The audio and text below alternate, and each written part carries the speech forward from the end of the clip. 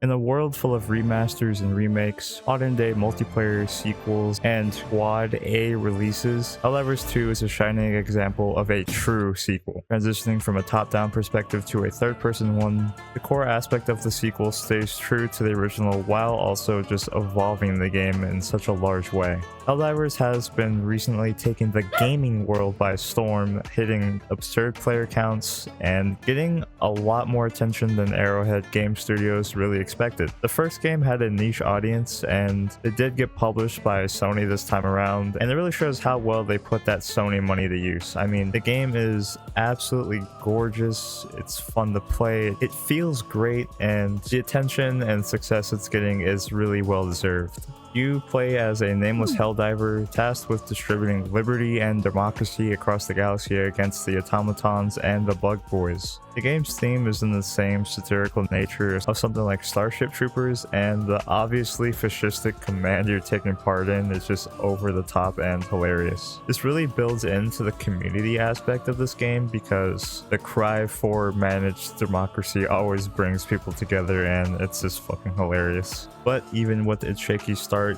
Helldivers 2 took about a week to blow up to the numbers we're seeing at the moment. This is a massive launch, and I hope it sets a precedent for Sony to release their first party games on PC simultaneously because it's amazing. You can tell it is such a passion project. The devs have been very outspoken, maybe too outspoken at times. This game released at $40, which is well under other games of this caliber. But loading into the game, you will notice that there is purchasable currency and something that looks like a battle pass. Oh no. Oh, why? I'm not gonna lie, when I first saw this, I was kind of like, why, man? Why? I'm sure a lot of people nowadays were pretty iffy towards something like that, but they're actually managing this live service thing in a great way. Yes, you are able to purchase these super credits with, I mean, this is on the nose a little bit, with real money, but you can actually also find them in missions, and they're pretty fucking generous. Unfortunately, even games with the $40 price tag are expected to have microtransactions. Arrowhead actually does it in a pretty manageable way where you can find these V-Bucks out on missions and you earn them through the free pass. Honestly, it kind of seemed more to me like they wanted to package it as a battle pass, but it's more of the main progression of the game rather than an extension or a limited time FOMO kind of system. These war bonds don't expire, and even though they look like a battle pass, they're actually pretty fair, and if you play a lot, you'll be able to get them. Or you can just spend money like a true patriot. Helldivers 1 was known for being an absolutely brutal co-op game. They did not shy away from that reputation at all in Helldivers 2. You have rhythm game inputs you have to do for all your stratagems, which lets you call down airstrikes, missiles, weapons, support items, and now even a mech, which is fucking cool.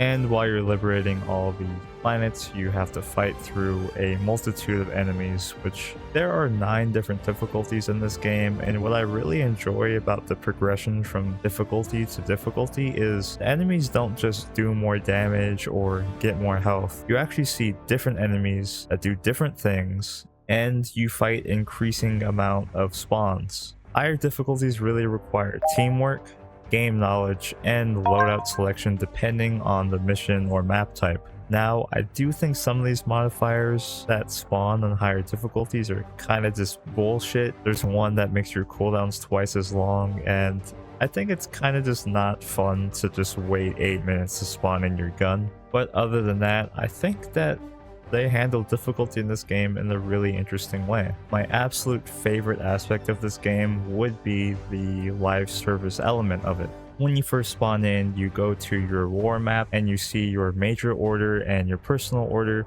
and the major order rallies the whole player base to go do a certain objective and liberate a planet. You see progression bars fill up, you see certain planets change, or there's even a single game master, Joel, who's in charge of laying out the overall progression of the war and the different events that happen in the meta game of Helldivers. I think it'd be cool if they did more of their updates in the game on the in-game TV screen rather than on Twitter, but you know, I think it's still a really cool way to release new content. It gives people a lot to look forward to. And this leads to really cool things where they'll drop information on these major orders in games, such as a certain planet manufacturing mechs for us to use, so that if we save that planet, then we get the mechs. And that's just a really cool way of rallying a player base behind this kind of live service model, because the way they're dropping content through these missions, through the lore and the major orders, it really feels like you're a part of a game that is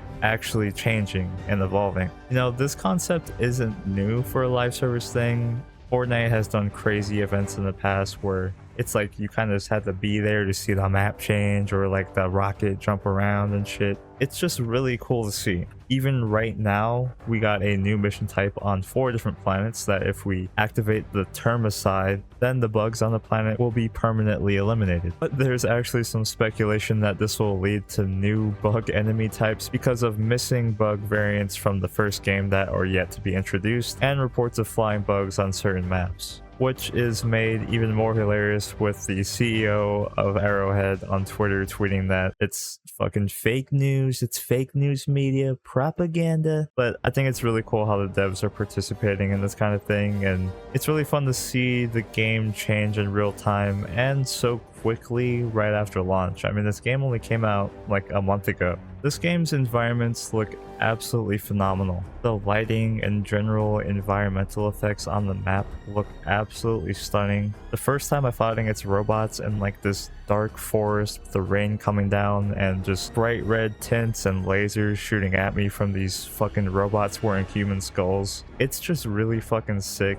I really love like the co-op PvE renaissance that's been happening recently. Since the end of last year, we've had Lethal Company, we've had Power World, and now Helldivers. I mean, these are all co-op games that have absolutely blown up past what anyone could have expected or anticipated. And I think it's very apparent that Helldivers 2 is a passion project. That's why I was interested in this game beforehand, because it seemed like one of those kind of jumps like Risk of Rain 1 to Risk of Rain 2. The core design and game philosophy of it stays the same, but just evolved in a whole nother way. I really love that shit, and it justifies actually making a sequel. For multiplayer games at the moment, that does not happen too often. You get the same games printed over again, painted over with a new sheen, and packaged as a second game for some reason. So you have games like COD with yearly releases, Overwatch 1 to Overwatch 2. They took 5 years to pretty much delete a mode and then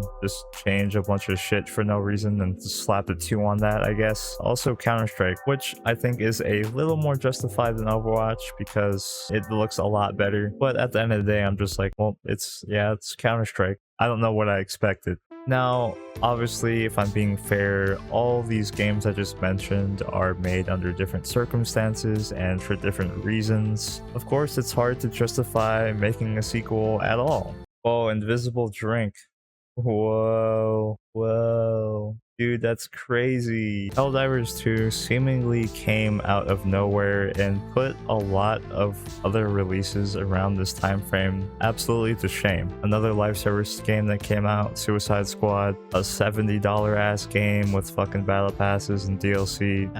Kind of flopped. It might have sold well, but I know like there's not many players. I hope this can be a good example of live service in the future, because it is something that can be engaging rather than something that's seemingly there to extract every single cent out of your wallet. There's also Payday 3, which, given the theme of the game, I guess it's pretty appropriate that they absolutely fucking robbed me. Payday 3 was like $90, it sold DLC and all this shit. I think it's fair to make a comparison to Payday 3. It is a co-op PvE game. They have absolutely fumbled their bag. Currently, there's like only a couple hundred people on for a 24-hour peak. Now, while I don't want to just boil down a game's success to its current concurrent online players, Payday 2 has 18,000 players, and Payday 3 is sitting at a 24-hour peak of 300. Now, this game is supposed to be live service. They sold it for $90 fucking dollars. They sold DLC and promised updates and all that shit. From what I've been following so far, they have not kept up with the pace of updates and content that the original game had. And you know, now that I think about it, Payday 2 can kind of be seen as the progenitor of live service. That game constantly had updates, DLC over a decade, and they cultivated a fan base that really enjoys that game. I mean, I love Payday 2. I kind of want to play it right now, even talking about it. Payday 3, unfortunately, did not keep up with the pace of Payday 2, did not build any confidence with its players, with its pricing decisions, in-game design decisions going backwards on the last game. It's kind of insane to compare. Before the Payday 3 came out, I was very excited. I had very high hopes. I don't think they can even turn this around.